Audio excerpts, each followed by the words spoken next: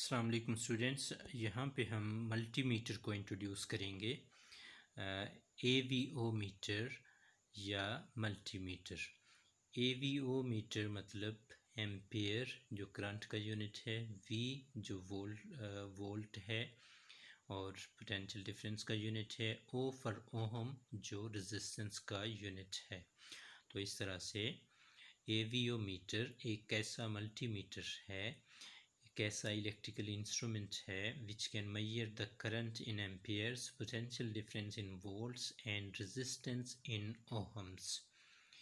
तो ये सारे काम कर सकता है, यानी करंट भी मेजर कर लेता है, पोटेंशियल डिफरेंस भी मेजर कर लेता है और रेजिस्टेंस भी मेजर कर लेता है।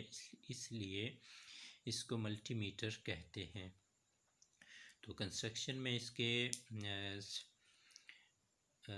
एक सेंसिटिव मूविंग कॉइल गैल्वानोमीटर होगा और इस गैल्वानोमीटर के साथ फिर 3 डिफरेंट कंपोनेंट्स होते हैं। एक मल्टी रेंज एम मीटर होता है bye connecting a current measuring circuit with it, और इसी मूविंग कॉइल गैल्वानोमीटर को हम मल्टी रेंज वोल्ट मीटर में कन्वर्ट कर सकते हैं bye connecting A voltage measuring circuit with it. और फिर मल्टी रेंज ओहम मीटर भी बनाया जा सकता है इससे bye connecting A resistance measuring circuit with it. तो करना सिर्फ ये होगा कि हमारे पास वहाँ पे डिवाइस में एक फंक्शन स्विच होता है, वो इस्तेमाल होगा। तो function switch is the function selector switch which connects the galvanometer with the relevant measuring circuit. यानी आप अगर फंक्शन स्विच, आप अगर वोल्टेज मेजर करना चाहते हैं, पोटेंशियल डिफरेंस मेजर करना चाहते हैं, तो फंक्शन स्विच को आप वोल्टेज मेजरिंग पार्ट्स के साथ कनेक्ट कर देंगे। और अगर आप करंट मेजर करना चाहते हैं तो फंक्शन स्विच को आप करंट मेजरिंग पार्ट से कनेक्ट कर दें। इसी तरह से रेजिस्टेंस मेजर करने के लिए फंक्शन स्विच को आप रेजिस्टेंस मेजरिंग पार्ट के साथ कनेक्ट करेंगे। तो यहाँ कुछ पार्ट्स दिखाए गए हैं जिस तरह से ये सबसे पहला आपका वोल्टेज मेजरिंग पार्ट है। इसमें रेंजेस भी डिफरेंट है, यानी मल्टीमीटर भी है और मल्टी रेंज मल्टीमीटर भी है, यानी मल्टी फंक्शन भी है और मल्टी रेंज भी है।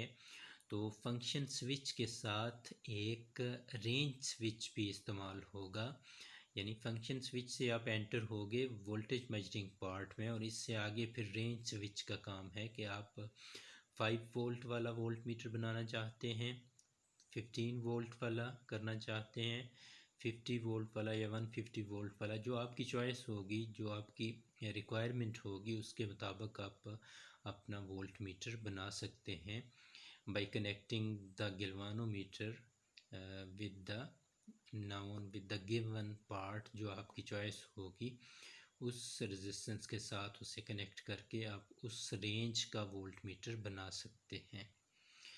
तो इसी तरह से इस वोल्ट मीटर में अगर उस AVO मीटर से आप करंट मेजरिंग का काम लेना चाहते हैं तो फंक्शन स्विच को आप करंट मेजरिंग पार्ट के साथ कनेक्ट करेंगे, और वहाँ भी आपके पास 2-3 रेंजेस मौजूद हैं।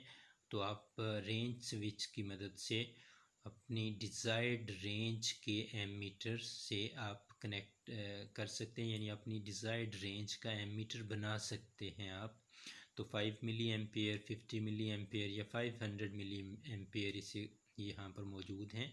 तो आप जो भी एमीटर बनाना चाहते हैं उसके साथ आप रेंज स्विच को कनेक्ट कर देंगे। तो अब आपका वो जो मल्टीमीटर है वो उस खास रेंज की करंट को मेजर करने के लिए सेट हो चुका है।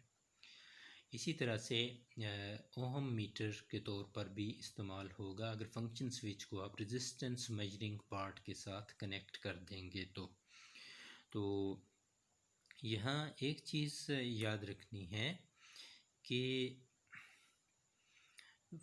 जो नॉर्मल मल्टीमीटर्स आपको मार्केट में अवेलेबल होंगे उसमें अलहदा से फंक्शन स्विच या रेंज स्विच नहीं लिखा होगा AVO मीटर के ऊपर, वहाँ एक ही नॉब होती है जो फंक्शन स्विच का भी रोल प्ले कर रही होती है और रेंज स्विच का रोल भी वही प्ले कर रही होती है।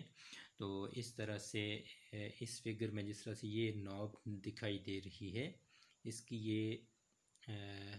ये घूम सकता है, रोटेट हो सकता है इस तरफ, तो इसके यहाँ तो दिखाई नहीं दे रहे, लेकिन यहाँ आपको एक तरफ वोल्टेज मेजरिंग पार्ट होगा, एक तरफ करंट मेजरिंग पार्ट होगा, उससे आगे रेजिस्टेंस मेजरिंग पार्ट होगा, तो उन्हीं के रेंजेस भी लिखे होंगे। तो यही एक ही नॉब होगा जो उस हास फंक्शन में भी ले जा सकते हैं आप, और उसके अंदर आप किसी हास रेंज पर भी इसे सेट कर सकते हैं।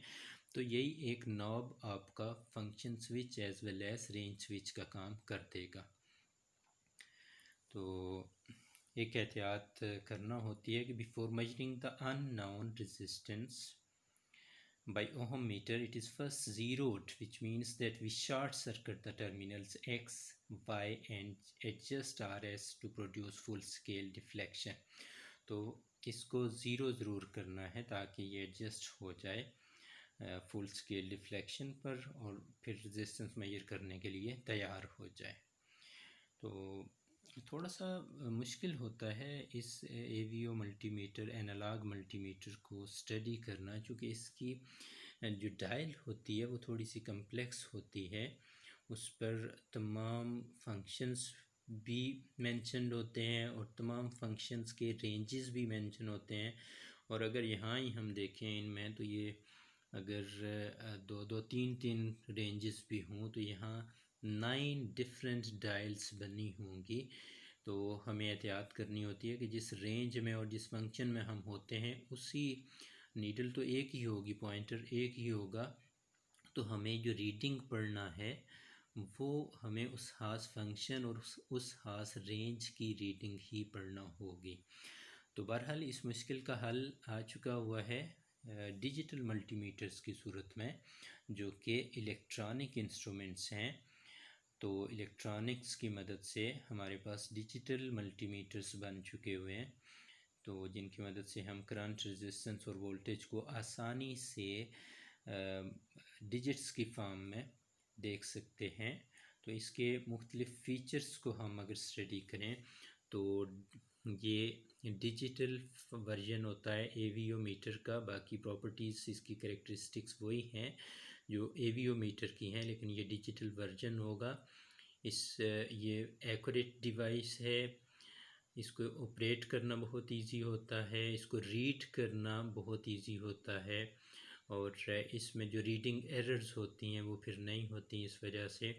तो इसमें मज़ीद ये है कि it shows the digital values with decimal point, polarity and the unit of volt, ampere और ओहम।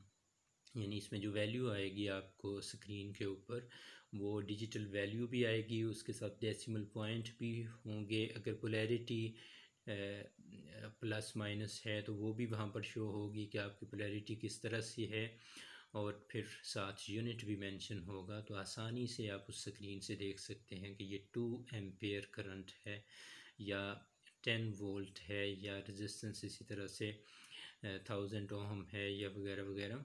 तो डिजिटल मल्टीमीटर ने हमारी लाइफ को आसान बना दिया है। Thank you.